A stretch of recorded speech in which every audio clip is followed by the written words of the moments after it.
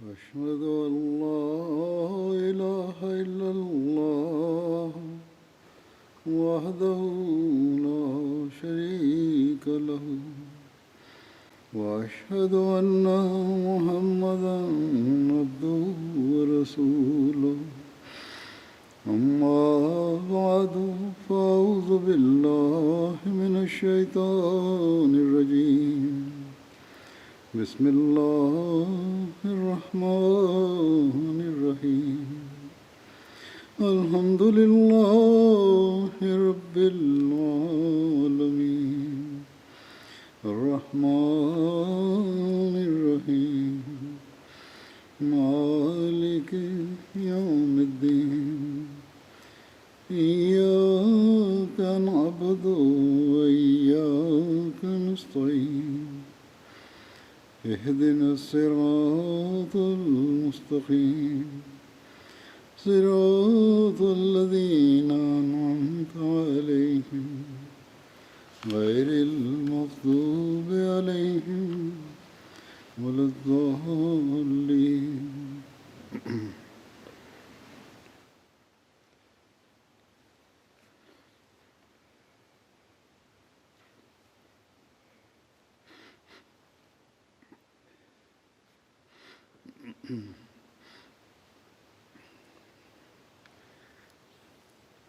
صحابہ کی پور اوستھا اور اسلام قبول کرنے کے بعد جو کرانتی ان کی اوستھا میں آئی اس کا ورنن کرتے ہوئے حضرت مسلم موعود رضی اللہ عنہ ایک مثال عمر کی بھی دی ہے۔ اس مثال کا میں پہلے ورنن کر چکا ہوں، لیکن یہاں اس سندرب سے بیان کر دیتا ہوں۔ آپ نے لکھا، دیکھو صحابی کس طرح رسول کریم صلی اللہ علیہ وسلم کے صحابہ بنے اور کس پرکار انہوں نے بڑے بڑے درجے پراپت کیے، اسی طرح کی کوشش کی، ورنہ یہ وہی لوگ تھے جو رسول کریم صلی اللہ علیہ وسلم کے جانی دشمن تھے اور آپ کو گالیاں دیتے تھے۔ حضرت عمر رضی اللہ عنہ جو آن حضرت صلی اللہ علیہ وسلم کے بعد دوسرے خلیفہ ہوئے، آرم میں آن حضرت صلی اللہ علیہ وسلم کے ایسے گھور شترو تھے کہ آپ کو قتل کرنے کے لیے گھر سے نکلے تھے۔ راستے میں ایک ویکتی ملا جس نے پوچھا، کہاں جا رہے ہو؟ انہوں نے کہا، میں محمد صلی اللہ علیہ وسلم کو قتل کرنے جاتا ہوں۔ اس نے کہا، پہلے اپنی بہن اور بہنوئی کو قتل کر لو جو مسلمان ہو گئے ہیں، پھر محمد صلی اللہ علیہ وسلم کو مارنا۔ یہ سن کر وہ غصہ سے بھر گیا اور اپنی بہن کے گھر کی اور بڑھے۔ آگے جا کر دیکھا تو دروازہ بند تھا اور ایک شخص قرآن کریم سنا رہا تھا اور ان کی بہن اور بہنوئی سن رہے تھے۔ اس وقت تک پردے کا حکم نازل نہ ہوا تھا، اس لیے وہ صحابی اندر گھر میں بیٹھے تھے۔ حضرت عمر نے دروازہ کھٹکھٹایا اور کہا، کھولو۔ ان کی آواز سن کر اندر والوں کو ڈر پیدا ہوا کہ مار دیں گے، اس لیے انہوں نے دروازہ نہ کھولا۔ حضرت عمر نے کہا، اگر دروازہ نہ کھولو گے تو میں توڑ دوں گا۔ اس پر انہوں نے قرآن کریم سنانے والے مسلمان کو چھپا دیا اور بہنوئی بھی چھپ گیا، صرف بہن نے سامنے آ کر دروازہ کھولا۔ حضرت عمر نے پوچھا، بتاؤ کیا کر رہے تھے اور کون ویکتی تھا جو کچھ پڑھ رہا تھا؟ انہوں نے ڈر کے مارے ٹالنا چاہا۔ حضرت عمر نے کہا، جو پڑھ رہے تھے مجھے سناؤ۔ ان کی بہن نے کہا، آپ اس کا اپمان کریں گے، اس لیے چاہے ہمیں جان سے مار دیں ہم نہیں سنائیں گے۔ انہوں نے کہا، نہیں، میں وعدہ کرتا ہوں کہ اپمان نہیں کروں گا، ارتھات قرآن کریم کا اپمان نہیں کروں گا۔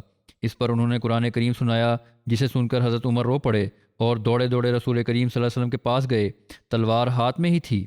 رسول کریم صلی اللہ علیہ وسلم نے انہیں دیکھ کر کہا، عمر یہ کیا بات، یہ بات کب تک رہے گی؟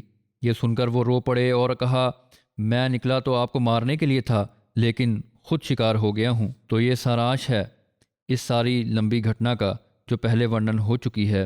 حضرت مسلم موعود فرماتے ہیں، تو پہلے یہ حالت تھی جس سے انہوں نے ترقی کی، پھر یہی صحابی تھے جو پہلے شراب پیا کرتے تھے، آپس میں لڑا کرتے تھے، اور صحابی کا بھی ورنن ہے اور کئی پرکار کی کمزوریاں ان میں پائی جاتی تھیں، لیکن جب انہوں نے حضرت صلی اللہ علیہ وسلم کو قبول کیا اور دین کے لیے ساہس اور پریاس سے کام لیا تو نہ کیول سوئم اچ پد پر پہنچ گئے بلکہ دوسروں کو بھی اچ شریणी میں پر پہنچانے کا کارن ہو گئے۔ وہ پیدا ہی صحابی نہیں ہوئے تھے بلکہ اسی طرح کے تھے جس طرح کے اور تھے، مگر انہوں نے عمل کیا اور ہمت دکھائی تو صحابی ہو گئے۔ آج بھی اگر ہم ایسا کریں تو صحابی بن سکتے ہیں۔ حضرت عمر کی خشیت الہی ارتھات خدا سے بھے کی کیا اوستھا تھی، اس بارے میں روایت ہے۔ حضرت عمر فرماتے ہیں کہ اگر دریائے فرات کے کنارے کوئی بکری بھی ضائع ہو کر مر گئی تو مجھے ڈر ہے کہ اللہ تعالیٰ مجھ سے قیامت کے دن اس کے بارے میں سوال کرے گا۔ ایک روایت میں اس طرح ورنن ہوا ہے کہ حضرت عمر نے فرمایا کہ اگر دریائے فرات کے کنارے کوئی اونٹ بھی ضائع ہو کر مر گیا تو مجھے ڈر ہے کہ اللہ تعالیٰ مجھ سے اس کے بارے میں سوال کرے گا۔ حضرت انس بن مالک سے روایت ہے کہ ایک دن میں عمر بن خطاب کے ساتھ باہر گیا، یہاں تک کہ آپ ایک باغ میں داخل ہوئے۔ میرے اور آپ کے مدھے ایک دیوار تھی، آپ باغ کے اندر تھے۔ میں نے اس وقت آپ کو یہ کہتے سنا، واہ واہ اے خطاب کہ بیٹے عمر، تو امیر المومنین ہے، اللہ کی قسم تو ضرور اللہ سے ڈر، ورنہ وہ ضرور تجھے عذاب دے گا۔ حضرت عمر کی انگوٹھی پر یہ واقع خدا ہوا تھا کہ کفی بالموت وعظایا یا عمر، کہ اے عمر، وعظ ارتھات نصیحت ہونے کے لحاظ سے موت کافی ہے، ارتھات اگر انسان موت کو یاد رکھے تو وہی نصیحت کرنے والی ایک چیز ہے، اور اپنی حالت کو ٹھیک رکھنے کے لیے یہی چیز کافی ہے۔ عبداللہ بن شہزاد کہتے تھے کہ میں نے حضرت عمر کی ہچکیاں سنی اور میں آخری صف میں تھا۔ آپ یہ تلاوت کر رہے تھے، انما اشکو بسی و جزنی اللہ، یعنی میں تو اپنے دکھ درد کی صرف اللہ کے حضور فریاد کرتا ہوں۔ اس روایت کو ایک خطبہ میں حضرت خلیفۃ المسیح الرابع نے بھی بیان فرمایا تھا، اور اس کا وورن کچھ اپنے شبدوں میں بھی اس طرح بیان کیا تھا کہ حضرت عبداللہ بن شہزاد کہتے ہیں کہ حضرت عمر ایک دفعہ نماز پڑھا رہے تھے اور میں آخری صف میں تھا، لیکن حضرت عمر کی گڑ گڑاتی ہوئی رونے کی آوازیں سن رہا تھا۔ وہ یہ تلاوت کر رہے تھے، انما اشکو بسی وحزنی اللہ، کہ میں تو اپنے اللہ ہی کے سامنے اپنے سارے دکھ رویا کروں گا، کسی اور کے سامنے مجھے ضرورت نہیں ہے۔ اتح اللہ کی یاد میں گم رہتے ہیں، ان کو خدا کے سوا کسی اور کا دربار ملتا ہی نہیں جہاں وہ اپنے غم اور دکھ روئیں اور اپنے سینوں کے بوجھ ہلکے کریں۔ یہ روایت کرنے والے کہتے ہیں کہ پچھلی صف میں تھا، وہاں تک تجھے حضرت عمر کے سینے کی گڑ گڑانے کی آواز آ رہی تھی۔ پرانے خدمت کرنے والوں اور قربانی کرنے والوں کا حضرت عمر کس طرح خیال رکھا کرتے تھے، اس بارے میں روایت ہے۔ ثعلبہ بن ابو مالک کہتے ہیں کہ حضرت عمر بن خطاب رضی اللہ عنہ نے مدینہ کے واسیوں کی عورتوں میں سے کچھ کو اوڑھنیاں بانٹیں۔ کوئی اچھی قسم کی اوڑھنیاں آئی تھیں، ان میں سے ایک اچھی اوڑھنی بچ گئی۔ جو لوگ ان کے پاس تھے ان میں سے کسی نے ان سے کہا کہ اے امیر المومنین، آپ یہ رسول اللہ صلی اللہ علیہ وسلم کی اس بیٹی کو دیں جو آپ کے پاس ہے۔ اس کی مراد حضرت علی کی بیٹی حضرت ام کلثوم تھیں۔ حضرت عمر نے کہا، ام سلید اس کی زیادہ حقدار ہیں؟ کہا نہیں، ام سلید اس کی زیادہ حقدار ہیں۔ حضرت عمر نے فرمایا کہ حضرت ام سلید ان انصاری عورتوں میں سے ہیں جنہوں نے رسول کریم صلی اللہ علیہ وسلم کی بیعت کی تھی۔ حضرت عمر نے کہا کہ وہ جنگ احد کے دن ہمارے لیے مشقیں اٹھا کر لاتی تھیں۔ پھر قربانی کرنے والوں کے قریبیوں کو بھی نوازنے کا ذکر ایک روایت میں ملتا ہے۔ زید بن اسلم نے اپنے باپ سے روایت کی، کہتے تھے کہ میں حضرت عمر بن خطاب رضی اللہ عنہ کے ساتھ بازار گیا۔ حضرت عمر سے ایک جوان عورت پیچھے سے آ ملی اور کہنے لگی، اے امیر المومنین، میرا خاوند فوت ہو گیا اور چھوٹے چھوٹے بچے چھوڑ گیا ہے، اللہ کی قسم بکری کے پائے بھی انہیں نصیب نہیں، نہ ان کی کوئی کھیتی ہے اور نہ دودھیل جانور ارتھات دودھ دینے والے جانور، اور مجھے ڈر ہے کہ کہیں ان کو اکال نہ کھا جائے، اور میں خفاف بن ایما غفاری کی بیٹی ہوں، اور میرے پتا حدیبیہ میں نبی کریم صلی اللہ علیہ وسلم کے ساتھ اپستھت تھے۔ حضرت عمر یہ سن کر ٹھہر گئے اور آگے نہیں چلے۔ حضرت عمر نے کہا، واہ واہ، بہت نکٹ کا سمبند ہے۔ اس کے بعد حضرت عمر نے واپس جا کر ایک مضبوط اونٹ لیا جو گھر میں بندھا تھا، اور 2 بوریاں اناج سے بھریں اور ان پر لادیں، اور ان کے مدھے سال بھر کے خرچ کے لیے دھن اور کپڑے بھی رکھے۔ پھر اس اونٹ کی نکیل اس عورت کے ہاتھ میں دے دی اور کہا، اسے لے جاؤ، یہ سماپت نہیں ہوگا کہ اللہ تمہیں اور دے گا۔ ایک شخص کہنے لگا کہ امیر المومنین، آپ نے اس کو بہت دے دیا ہے۔ حضرت عمر نے کہا، تیری ماں تجھے کھوئے، یعنی ناراضگی کا اظہار کیا کہ اللہ کی قسم میں تو اس کے باپ اور اس کے بھائی کو اب دیکھ رہا ہوں کہ انہوں نے عرصے تک ایک قلعہ کا گھراو کیے رکھا جسے انہوں نے وجت کر لیا، پھر اس کے بعد صبح کے وقت ہم ان دونوں کے حصے اپنے مدھے بانٹنے لگے، ارتھات وہ قلعہ ان دونوں نے وجت کیا تھا جس کی غنیمت سمست مسلمانوں کو ملی، گویا ہم نے ان کے حصے میں سے بانٹا۔ پس یہ وجہ ہے کہ یہ اس کے حقدار بنتی ہے کہ اسے کچھ دیا جائے۔ بوڑھی اور ویوش اور ضرورت مند عورتوں اور لوگوں کا کس طرح خیال رکھا کرتے تھے، اس بارے میں روایت ہے۔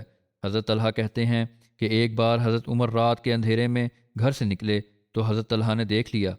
حضرت عمر ایک گھر میں آئے، پھر دوسرے گھر میں گئے۔ جب صبح ہوئی تو حضرت طلحہ اس گھر میں گئے، وہاں ایک اندھی بڑھیا بیٹھی ہوئی تھی۔ ان گھروں میں سے ایک گھر میں گئے۔ حضرت طلحہ نے اسے پوچھا، جو ویکتی تیرے پاس آتا ہے رات کو وہ کیا کرتا ہے؟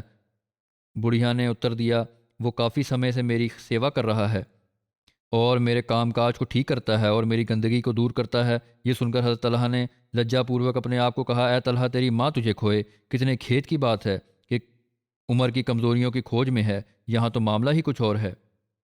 پرجا کی سیوا کا یہ مہان ستر تھا جو حضرت عمر نے ستھاپت کیا۔ حضرت عمر کی لوگوں ضرورت مندوں، عورتوں، بچوں کی ضروریات پوری کرنے کی بہت ساری روایات ہیں کہ کس طرح اللہ تعالیٰ سے ڈرتے ہوئے آپ آوشکتائیں پوری کیا کرتے تھے اور کس طرح بے چین ہو جایا کرتے تھے۔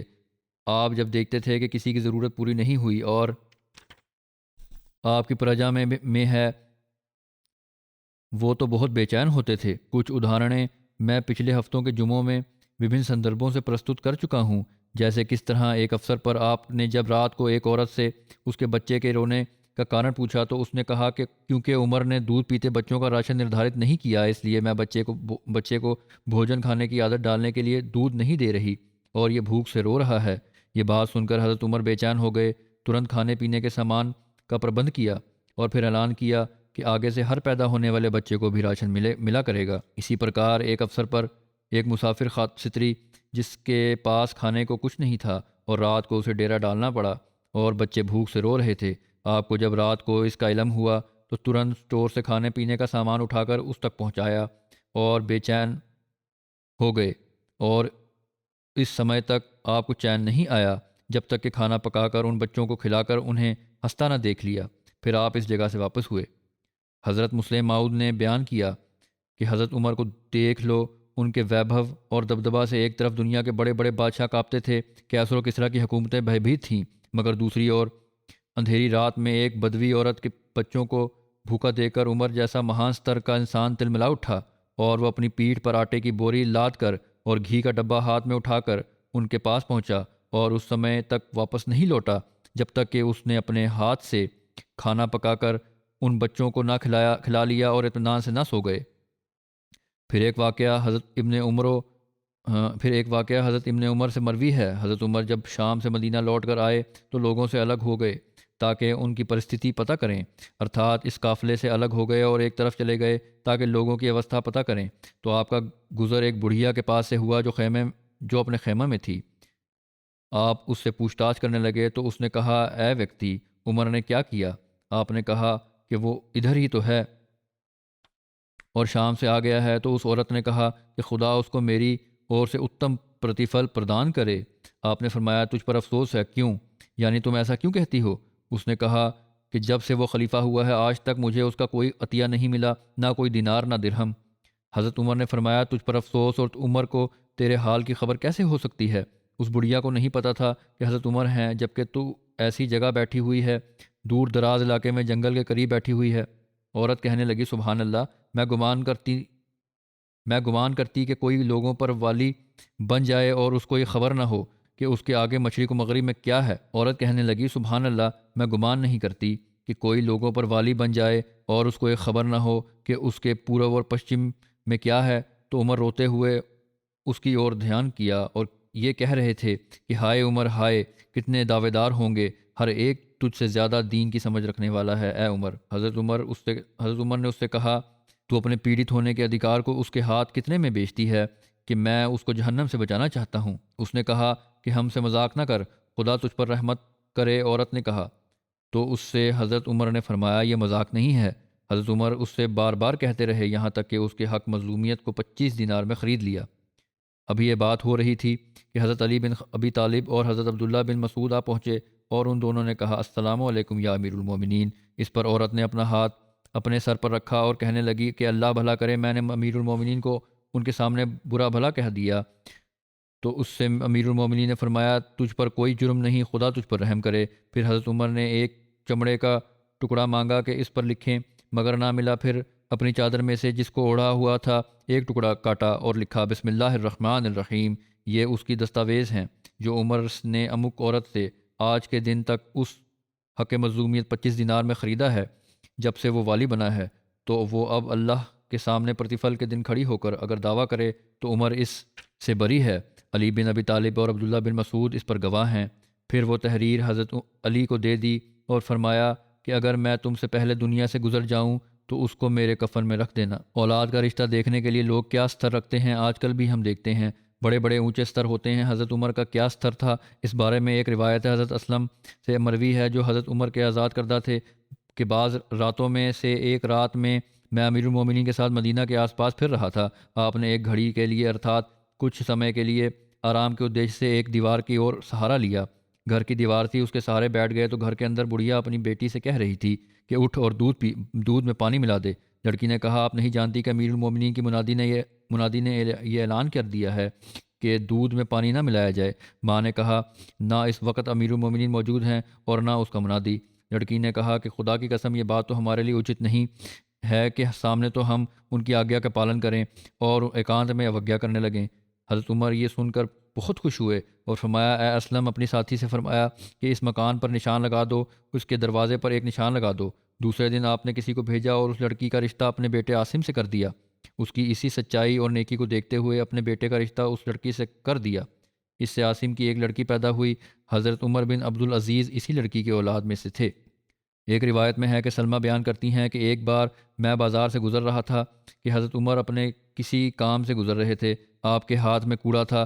حضرت عمر نے کہا اے سلمہ اس طرح رستہ سے ہٹ کر چلا کرو۔ پھر مجھے ہلکا سا کوڑا مارا، لیکن کوڑا میرے کپڑے کے کنارے پر لگا آتا میں رستے سے ہٹ گیا اور آپ خاموش ہو گئے، یہاں تک کہ اس بات کو سال گزر گیا۔ پھر حضرت عمر سے میری بازار میں ملاقات ہوئی۔ آپ نے فرمایا اے سلمہ کیا اس سال حج کو جانے کا ارادہ ہے؟ میں نے کہا ہاں امیر المومنین۔ پھر آپ نے میرا ہاتھ پکڑا اور مجھے گھر لے گئے اور ایک تھیلے میں سے 600 درہم مجھے دیے اور فرمانے لگے اے سلمہ اس کو اپنی ضروریات میں استعمال کر لو اور یہ اس کا بدلہ ہے جو 1 سال پہلے میں نے تمہیں کوڑا مارا تھا۔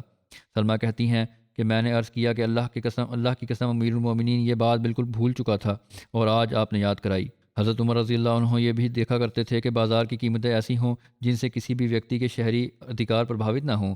عطا اس بات کو بیان فرماتے ہوئے حضرت مسلم موعود تعالیٰ عنہ نے بیان کیا ہے کہ ناگرکتا کے ادھیکاروں میں یہ بھی ہے کہ اب لین دین کے معاملوں میں خرابی نہ ہو۔ ہم دیکھتے ہیں کہ اسلام نے اس حق کو بھی اندیکھا نہیں کیا۔ عطا اسلام نے بھاؤ کو بڑھانے اور مہنگا سودا کرنے سے روکا ہے۔ اسی طرح دوسروں کو نقصان پہنچانے اور ان کو ویپار میں فیل کرنے کے لیے بھاؤ کو گرا دینے سے بھی منع فرمایا ہے، جس طرح آج کل کی مارکیٹ میں چلتا ہے۔ ایک دفعہ مدینہ میں ایک شخص ایسے ریٹ پر انگور بیچ رہا تھا۔ ایک دفعہ مدینہ میں ایک ویکتی ایسے ریٹ پر انگور بیچ رہا تھا جس ریٹ پر دوسرے دکاندار نہیں بیچ سکتے۔ حضرت عمر پاس سے گزرے تو انہوں نے اس ویکتی کو ڈانٹا کیونکہ اس طرح باقی دکاندار کو نقصان پہنچتا تھا۔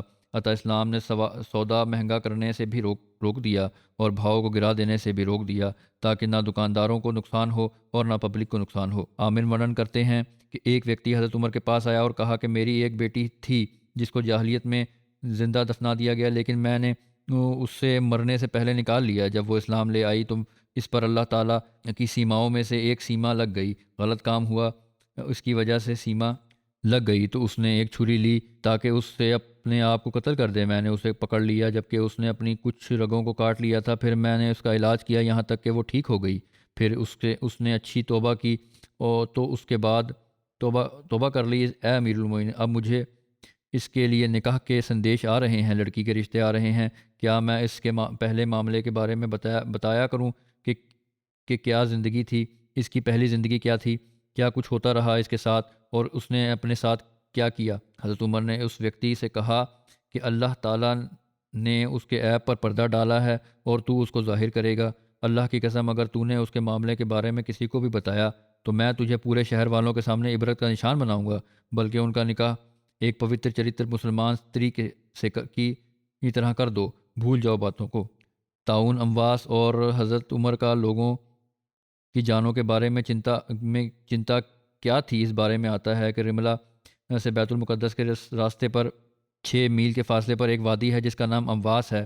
اتہاس کی پستکوں میں لکھا ہے کہ یہاں سے طاعون کی بیماری آرمبھ ہوئی اور زمین میں پھیل گئی، اس لیے اسے طاعون امواس کہا جاتا ہے۔ اس مرض سے شام میں اسنکھیہ موتیں ہوئیں، بعض کے نزدیک اس سے 25,000 کے قریب موتیں ہوئیں۔ 17 ہجری کو حضرت عمر مدینہ سے شام کے لیے روانہ ہوئے اور سرغ استھان پر پہنچ کر لشکر کے کمانڈر سے ملاقات کی۔ سرغ بھی شام کا اور حجاز کی سرحدی علاقے میں وادی تبوک کی ایک بستی کا نام ہے، اور آپ کو اس بات کی سوچنا دی گئی کہ زمین امواس میں بیماری پھیلی ہوئی ہے، تو آپ مشورے کے بعد واپس لوٹ آئے۔ اس کا وورن صحیح بخاری کی ایک روایت میں یوں ہے۔ حضرت عبداللہ بن عباس ورنن کرتے ہیں، یہ پہلے بھی ایک بار کچھ گھٹنا اس کی ورنن ہو چکی ہے ایک اور سندربھ سے۔ جب حضرت عمر سرغ استھان پر پہنچے تو آپ کی ملاقات فوجوں کے عمراء حضرت ابو عبیدہ اور ان کے ساتھیوں سے ہوئی۔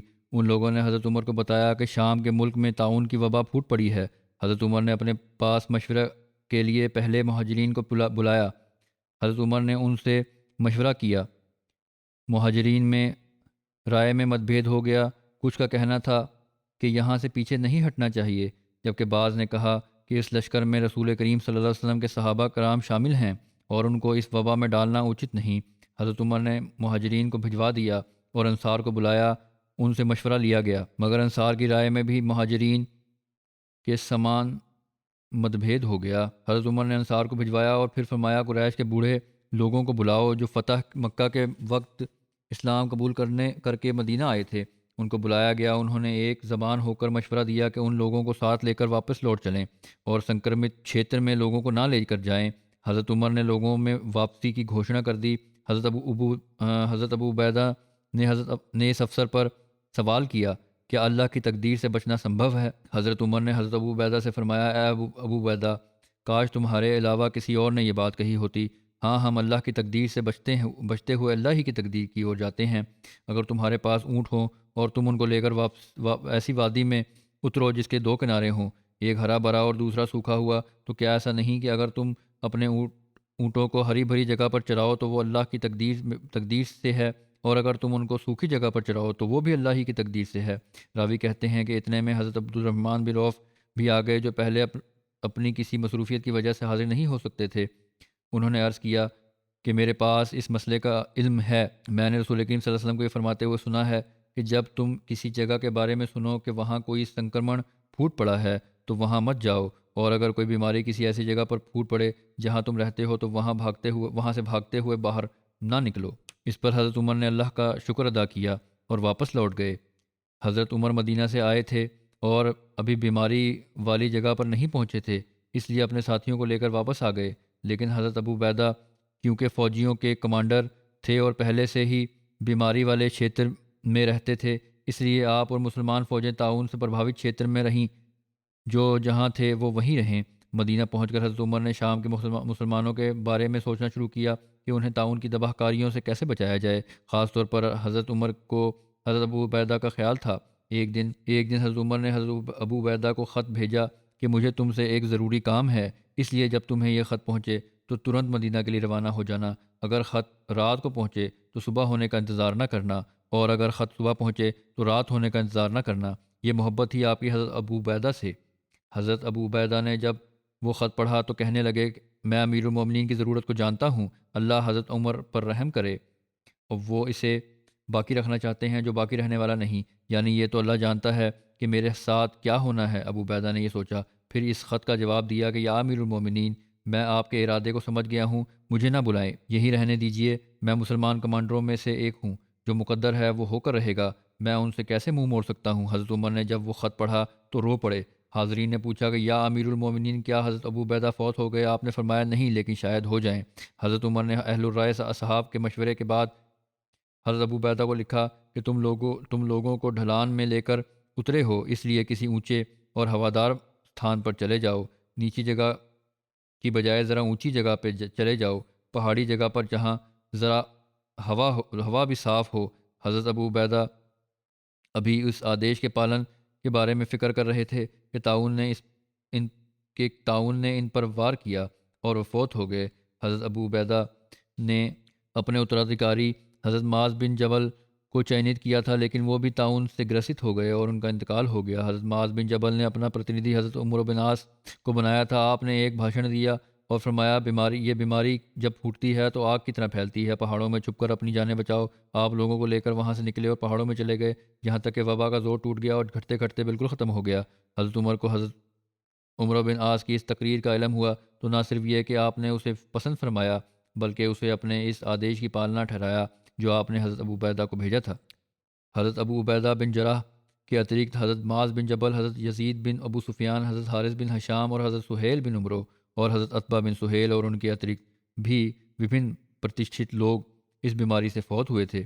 طاعون اموات سے واپس آنے کا ورنن کرتے ہوئے ایک جگہ پر حضرت مسلم ماؤد نے بھی ورنن کیا ہے کہ لکھتے ہیں کہ جب شام میں جنگ ہوئی اور وہاں طاعون پڑی، حضرت عمر وہاں خود تشریف لے گئے تاکہ لوگوں کے مشورے سے فوج کی حفاظت کا کوئی اچت پربند کیا جائے، مگر جب بیماری کا حملہ تیز ہو گیا تو صحابہ نے کہا کہ آپ کا یہاں ٹھہرنا اچت نہیں، آپ واپس مدینہ تشریف لے جائیں۔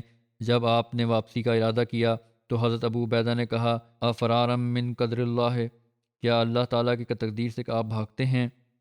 حضرت عمر نے ترنت اتر دیا نام نفر من قدر اللہ الی قدر اللہ، ہاں ہم خدا تعالیٰ کی اس تقدیر سے اس کی دوسری تقدیر کی اور بھاگتے ہیں، اتا دنیاوی سادھنوں کو چھوڑنا وید نہیں، ہاں دنیاوی سادھنوں کو دین کے انوسار رکھنا چاہیے۔ حضرت عمر کی قبولیت دعا کے چند واقعات ہیں۔ حضرت خواص بن جبیر فرماتے ہیں کہ حضرت عمر کے دور خلافت میں لوگ سخت قحط میں مبتلا ہوئے تو حضرت عمر لوگوں کے ساتھ نکلے اور ان کو 2 رکعت نماز استسقا پڑھائی، پھر اپنی چادر اپنے دونوں کندھوں پر ڈالی اور چادر کے دائیں طرف کو بائیں کندھے پر ڈالا اور بائیں طرف والی چادر کو دائیں کندھے پر ڈالا، ارتھات چادر لپیٹ لی، پھر اپنے ہاتھ کو دعا کے لیے اٹھایا اور کہا اللہم انا نستغفرک و نستسقیک، کہ اے اللہ عز و جل بے شک ہم تجھ سے بخشش طلب کرتے ہیں اور بارش کے اچھک ہیں۔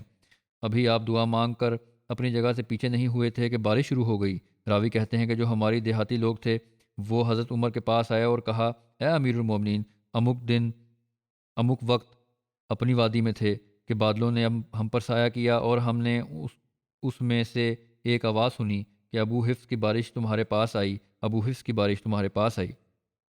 آپ کی ایک دعا کی سویکارتا کی گھٹنا دریائے نیل کے جاری ہونے کے بارے میں بیان کیا جاتا ہے۔ دریائے نیل جب سوکھا ہوتا تھا تو اسلام سے پہلے وہاں کے لوگوں میں اسے جاری رکھنے کی ایک رسم تھی، اور واستو میں اس رسم کا کوئی پربھاؤ ہوتا تھا یا نہیں اللہ بہتر جانتا ہے، لیکن اسلام نے آ کر اس رسم کا سماپن کر دیا، اور اس رسم کے سماپن کے بارے میں گھٹنا ورنن کی جاتی ہے۔ وہ یوں ہے کہ قیس بن حجاج سے روایت ہے کہ جب مصر وجت ہوا تو وہاں کے لوگ اجمی مہینوں کے کسی دن حضرت عمرو بن عاص کے پاس آئے تو لوگوں نے کہا اے امیر، ہمارے دریائے نیل کے لیے ایک رسم ہے جس کے بغیر یہ بہتا نہیں ہے۔ حضرت عمرو نے پوچھا کہ وہ کیا ہے؟ انہوں نے کہا کہ جب 11 راتیں اس مہینے کی گزر جائیں تو ہم ایک کنواری لڑکی کے پاس اس کے والدین کی موجودگی میں جاتے ہیں، پھر اس کے والدین کو رضامند کرتے ہیں اور اس کو بہترین کپڑے اور زیورات پہناتے ہیں، پھر اس کو دریائے نیل میں ڈال دیتے ہیں۔ حضرت عمروں نے اس سے کہا کہ اسلام میں ایسا کبھی نہیں ہوگا، نسبندِ اسلام ان سمست رسموں کو ختم کرتا ہے جو اس سے پہلے تھیں۔ پس وہ ٹھہرے رہے اور دریائے نیل اس وقت بالکل نہیں بہہ رہا تھا، یہاں تک کہ لوگوں نے وطن سے نکلنے کا ارادہ کر لیا، ارتھات شروع میں ڈال دیتے تھے۔ آخر جب ایسا وقت آ گیا کہ دریائے نیل بھی سوکھ گیا، لوگوں نے وہاں سے جانے کا ارادہ کر لیا۔ عطا جب حضرت عمروں نے دیکھا تو حضرت عمرو بن خطاب کو اس کے بارے میں لکھا۔ حضرت عمر نے حضرت عمرو بن عاص کو جواباً لکھا کہ تم نے جو کچھ کہا وہ ٹھیک ہے، یقیناً اسلام سمجھ رسموں کو ختم کرتا ہے جو اس سے پہلے تھیں۔ انہوں نے خط کے اندر ایک چھوٹا رکا بھیجا اور حضرت عمر نے حضرت عمرو کو لکھا کہ نسبندہ میں نے تمہاری اور اپنے خط کے اندر ایک رکا بھیجا ہے، اس کو دریائے نیل میں ڈال دینا۔ جب حضرت عمر کا خط حضرت عمرو بن عاص کو پہنچا تو انہوں نے وہ رکا نکالا اور اس کو کھولا تو اس میں لکھا تھا کہ اللہ کے بندے عمر بن خطاب امیر المومنین کی طرف سے مصر کے دریائے نیل کی طرف، اس کے بعد اگر تو خود سے بہہ رہا ہے تو نہ بہہ، لیکن اگر اللہ تعالیٰ تجھے چلا رہا ہے تو میں اللہ واحد و قہار سے دعا کرتا ہوں کہ وہ تجھے چلائے۔ پس حضرت عمروں نے وہ رکا صلیب کے تہوار سے ایک دن پہلے دریائے نیل میں ڈال دیا۔ جب صبح ہوئی تو اللہ تعالیٰ نے ایک ہی رات میں 16 ہاتھ زیادہ پانی دریائے نیل میں جاری کر دیا، پھر اللہ تعالیٰ نے مصر والوں کی اس رسم کا سماپن کر دیا۔ ادھکتر اتہاس کی پستکوں میں تو اس گھٹنا کا ستیاپن ہی لکھا ہے، لیکن حضرت عمر کی ایک جیونی لیکھک محمد حسین ہیکل نے اس کا کھنڈن کیا ہے کہ کوئی رسم ایسی نہیں تھی، پھر بھی یہ ایک گھٹنا ہے۔ پھر حضرت ساریہ کی جنگ میں حضرت عمر کی آواز سننے کی گھٹنا ہے، پہلے بھی ورنن ہو چکا ہے، یہاں بھی بیان کر دیتا ہوں۔ قبول دعا کے حوالے سے اور اللہ تعالیٰ کا جو ایک فیشے ویوہار تھا، تاریخ طبری میں ہے کہ حضرت عمر نے حضرت ساریہ بن زنیم کو فسا اور دارالبجرت کے علاقے کی طرف روانہ کیا۔ انہوں نے وہاں پہنچ کر لوگوں کا محاصرہ کر لیا۔ اس پر انہوں نے اپنے حمایتی لوگوں کو اپنی مدد کے لیے بلایا تو وہ لوگ مسلمان لشکر کے مقابلے کے لیے صحرا میں اکٹھے ہو گئے، اور جب ان کی سنکھیا زیادہ ہو گئی تو انہوں نے ہر طرف سے مسلمانوں کو گھیر لیا۔ حضرت عمر جمعہ کے دن خطاب دے رہے تھے کہ آپ نے فرمایا، یا ساریہ بن زنیم الجبل الجبل، یعنی اے ساریہ بن زنیم، پہاڑ پہاڑ۔ مسلمان لشکر جس جگہ ٹھہرا تھا اس کے قریب ہی ایک پہاڑ تھا، اگر وہ اس کی پناہ لیتے تو دشمن صرف ایک طرف سے حملہ آور ہو سکتا تھا۔ پس انہوں نے پہاڑ کی جانب پناہ لے لی۔ اس کے بعد انہوں نے جنگ کی اور دشمن کو شکست دی اور بہت سا مال غنیمت حاصل کیا۔ حضرت مسیح موعود علیہ الصلوۃ والسلام نے بھی اس واقعہ کو بیان فرما کر فرمایا ہے کہ صحابہ سے ایسے ولکشن نشان ادھکتا سے ثابت ہیں۔ حضرت مسیح موعود علیہ الصلوۃ والسلام کا جو مکمل اقتباس ہے وہ گزشتہ خطبہ میں پڑھ چکا ہوں۔ پس دریائے نیل کے جاری کرنے والے واقعے کو بھی ہم دیکھیں تو بعید نہیں کہ وہ بھی صحیح واقعہ ہی ہو، جس کو بعض اتہاسکار صحیح نہیں مانتے۔ حضرت عمر کی ٹوپی کی برکت اور کیسر روم کے بارے میں ایک ورنن ملتا ہے، جس کو حضرت مسلم موعود نے بیان فرمایا ہے کہ حضرت مسلم موعود رضی اللہ عنہ کہ حضرت عمر رضی اللہ عنہ کے زمانے میں ایک دفعہ کیسر کے سر میں شدید درد ہوا اور باوجود ہر قسم کے علاج کے اسے آرام نہ آیا۔ کسی نے اسے کہا کہ حضرت عمر کو اپنے حالات لکھ کر بھجوا دیں اور ان کے تبرک کے طور پر کوئی چیز منگواؤ، وہ تمہارے لیے دعا بھی کریں گے اور تبرک بھی بھجوا دیں گے، ان کی دعا سے تمہیں ضرور شفا حاصل ہو جائے گی۔ اس نے حضرت عمر رضی اللہ عنہ کے پاس اپنا سفیر بھیجا۔ حضرت عمر رضی اللہ عنہ نے سمجھا کہ یہ متکبر لوگ ہیں۔ حضرت عمر رضی اللہ عنہ نے سمجھا کہ یہ اہنکاری لوگ ہیں، میرے پاس اس نے کہاں آنا ہے، اب یہ دکھ میں مبتلا ہوا ہے تو اس نے اپنا سفیر میرے پاس بھیج دیا۔ اگر میں نے اسے کوئی اور تبرک بھیجا تو ممکن ہے وہ اسے حقیر سمجھ کر پریوگ نہ کرے، اس لیے مجھے کوئی ایسی چیز بھی بھجوانی چاہیے جو تبرک کا کام بھی دے اور اس کے اہنکار کو بھی توڑ دے۔ چنانچہ انہوں نے اپنی ایک پرانی ٹوپی جس پر جگہ جگہ داغ لگے ہوئے تھے اور جو میل کی وجہ سے کالی ہو چکی تھی اسے تبرک کے طور پر بھجوا دی۔ اس نے جب یہ ٹوپی دیکھی تو اسے بہت برا لگا تو اس نے ٹوپی نہ پہنی، مگر خدا تعالیٰ یہ بتانا چاہتا تھا کہ تمہیں برکت اب محمد صلی اللہ علیہ وسلم کے مادھیم سے ہی پراپت ہو سکتی ہے۔ اسے اتنا شدید سر درد ہوا کہ اس نے اپنے نوکروں سے کہا وہ ٹوپی لاؤ جو عمر نے بھجوائی تھی تاکہ میں اسے اپنے سر پر رکھوں۔ چنانچہ اس نے ٹوپی پہنی اور اس کا درد جاتا رہا، کیونکہ اسے ہر 8ویں 10ویں دن سر درد ہو جایا کرتا تھا، اس لیے پھر تو اس کا یہ معمول ہو گیا کہ وہ دربار میں بیٹھتا تو وہی حضرت عمر رضی اللہ عنہ کی میلی کچیلی ٹوپی اس نے اپنے سر پر رکھی ہوئی ہوتی۔ حضرت مسلم موعود رضی اللہ عنہ فرماتے ہیں کہ یہ نشان جو خدا تعالیٰ نے اسے دکھایا اس میں ایک اور بھی بات بھی گپت ہے، اور رسول کریم صلی اللہ علیہ وسلم کے ایک صحابی کیسر کے پاس قید تھے اور اس نے حکم دیا تھا کہ انہیں سور کا گوشت کھلایا جائے۔ وہ فاقے برداشت کرتے مگر سور کے قریب نہیں جاتے تھے۔ گو اسلام نے یہ کہا ہے کہ اتیدھک کشٹ کی حالت میں سور کا گوشت کھا لینا جائز ہے، مگر وہ کہتے ہیں کہ میں صحابی ہوں، میں ایسا نہیں کر سکتا۔ جب کئی دن کے فاقوں کے بعد مرنے لگتے تو کیسر انہیں روٹی دے دیتا، جب پھر انہیں کچھ طاقت آ جاتی تو وہ پھر کہتا کہ انہیں سور کھلایا جائے۔ اسی طرح نہ وہ انہیں مرنے دیتا نہ جینے۔ کسی نے اس سے کہا کہ تجھے یہ سر درد اس لیے ہے کہ تو نے اس مسلمان کو قید رکھا ہوا ہے اور اب اس کا علاج یہی ہے کہ تم عمر سے اپنے لیے دعا کراؤ اور ان سے کوئی تبرک منگواؤ۔ جب حضرت عمر رضی اللہ عنہ نے اسے ٹوپی بھیجی اور اس کے درد میں فاقہ ہو گیا تو وہ اس سے اتنا متاثر ہوا کہ اس نے اس صحابی کو بھی چھوڑ دیا۔ اب دیکھو کہاں کیسر کی ایک صحابی کو تکلیف دیتا ہے اور اللہ تعالیٰ اس کی سزا کے طور پر اس کے سر میں درد پیدا کر دیتا ہے۔ کوئی اور شخص اسے مشورہ دیتا ہے کہ عمر سے تبرک منگواؤ اور ان سے دعا کراؤ۔ وہ تبرک بھیجتے ہیں اور کیسر کا درد جاتا رہتا ہے، تو اس طرح اللہ تعالیٰ اس صحابی کی نجات کے بھی سامان کر دیتا ہے اور محمد صلی اللہ علیہ وسلم کی صداقت پر اس پر ظاہر کر دیتا ہے۔ تفسیر رازی میں ہے کہ کیسر نے حضرت عمر کو لکھا مجھے سر درد ہے جو ٹھیک نہیں ہو رہی، آپ میرے لیے کوئی دوا بھجوا دیں۔ تو حضرت عمر نے اس کے لیے وہ ٹوپی بھجوائی۔ جب وہ اسے اپنے سر پر رکھتا تو اس کے سر میں درد رک جاتی اور جو ہی وہ اس سے سر سے اتارتا اسے دوبارہ سر درد شروع ہو جاتی۔ بس اس بات سے وہ متعجب ہوا، اس نے ٹوپی میں تلاش کیا اور اس میں ایک کاغذ پایا جس میں بسم اللہ الرحمن الرحیم لکھا ہوا تھا۔ یہ تفسیر رازی کا ایک ورنن ہے۔ حضرت عمر کی کچھ دعائیں ہیں۔ عمر بن میمون بیان کرتے ہیں کہ حضرت عمر یہ دعا کیا کرتے تھے کہ اللہم توفینی مع الابرار ولا تخلفنی فی الاشرار ووقنی عذاب النار والحقنی بالاخیار، اے اللہ مجھے نیک لوگوں کے ساتھ وفات دے اور مجھے برے لوگوں میں پیچھے نہ چھوڑ، اور مجھے آگ کے عذاب سے بچا اور مجھے نیک لوگوں کے ساتھ ملا دے۔ یہی بن سعید بن مصیب سے روایت ہے کہ حضرت عمر بن خطاب جو مینا سے لوٹے تو اپنے اونٹ کو ابطح میں بٹھایا اور وادی بطحا کے پتھروں سے ایک ڈھیر بنایا اور اس پر اپنی چادر کا ایک کنارہ بچھا کر لیٹ گئے اور اپنے ہاتھ آسمان کی طرف اٹھا کر دعا کرنے لگے، اے اللہ میری عمر زیادہ ہو گئی ہے اور میری قوت کم ہو گئی ہے اور میری رعیت پھیل گئی ہے، تو مجھے بغیر ضائع کیے اور کم کیے وفات دے دے۔ پس ابھی ذوالحجہ کا مہینہ ختم نہیں ہوا تھا کہ آپ پر حملہ ہوا اور آپ کی شہادت ہو گئی۔ حضرت ابن عمر سے مروی ہے حضرت ابن عمر سے مروی ہے کہ آکال کے دنوں میں حضرت عمر نے ایک نیا کام کیا جسے وہ نہ کیا کرتے تھے۔ وہ یہ تھا کہ لوگوں کو عشاء کی نماز پڑھا کر اپنے گھر میں داخل ہو جاتے اور آخری شب تک مسلسل نماز پڑھتے رہتے، پھر آپ باہر نکلتے اور مدینہ کی اطراف میں چکر لگاتے رہتے۔ ایک رات سحری کے وقت میں نے ان کو یہ کہتے ہوئے سنا کہ اللہم لا تجل ہلاک امت محمد علی یدی، اے اللہ میرے ہاتھوں محمد صلی اللہ علیہ وسلم کی امت کو ہلاکت میں نہ ڈالنا۔ حضرت خلیفۃ المسیح اول رضی اللہ عنہ بیان فرماتے ہیں کہ انسان کو چاہیے کہ اپنے خدا تعالیٰ کے واسطے خالصتاً عبادت کرے، پھر خواہ خلقت اس کو برا سمجھے یا بھلا، اس امر کی پرواہ نہیں ہونی چاہیے اور اپنے ظاہر کو جان بوجھ کر برا بنانا حضرت صلی اللہ علیہ وسلم کی سکھلائی ہوئی اس دعا سے اوید ثابت ہوتا ہے۔ اور وہ دعا حضرت صلی اللہ علیہ وسلم نے حضرت عمر کو سکھلائی تھی اور اس طرح ہے کہ اللہم عجل سریرتی خیر من علانیہ وجل علانیتی صالحاً کہ اے اللہ میرے باطن کو میرے ظاہر سے بہتر بنا اور میرے ظاہر کو اچھا کر۔ حضرت عمر کا مسجد نبوی اور نماز کے آداب کا خیال رکھنا، اس بارے میں روایت ہے۔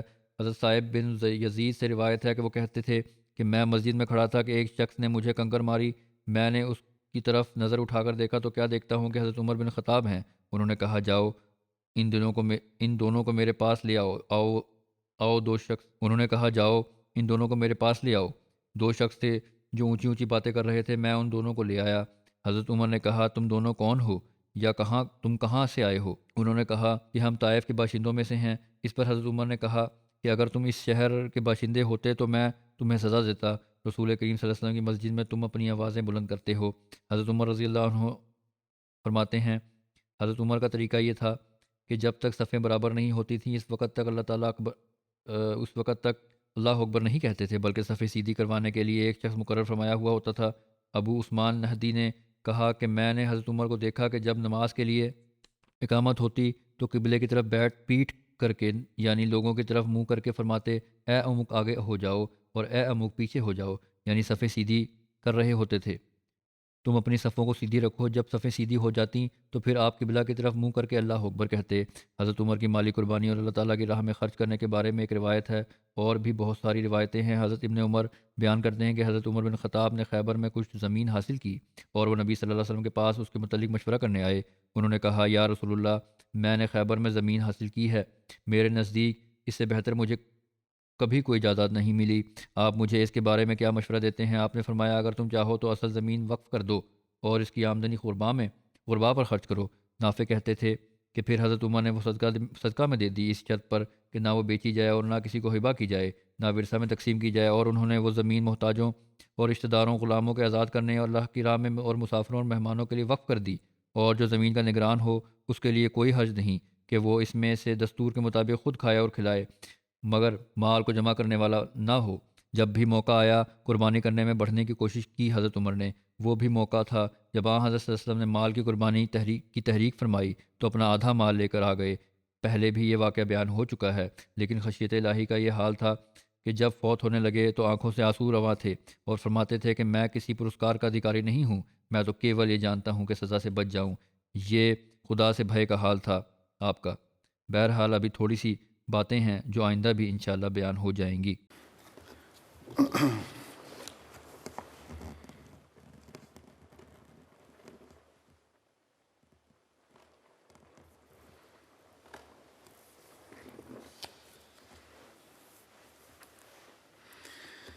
الحمد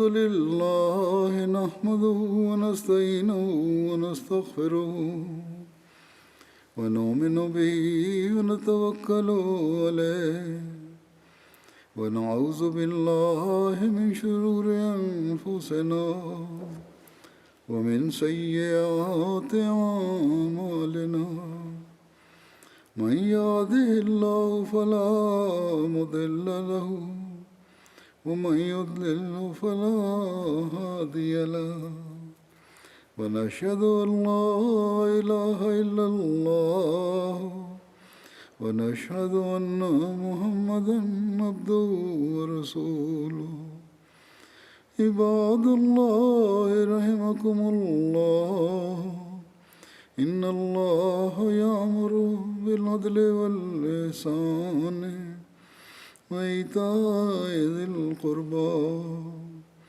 وينهى عن الفحشاء والمنكر والبغي يعظكم لعلكم تذكرون اذكروا الله يذكركم وادعوه يستجب لكم ولذكر الله أكبر.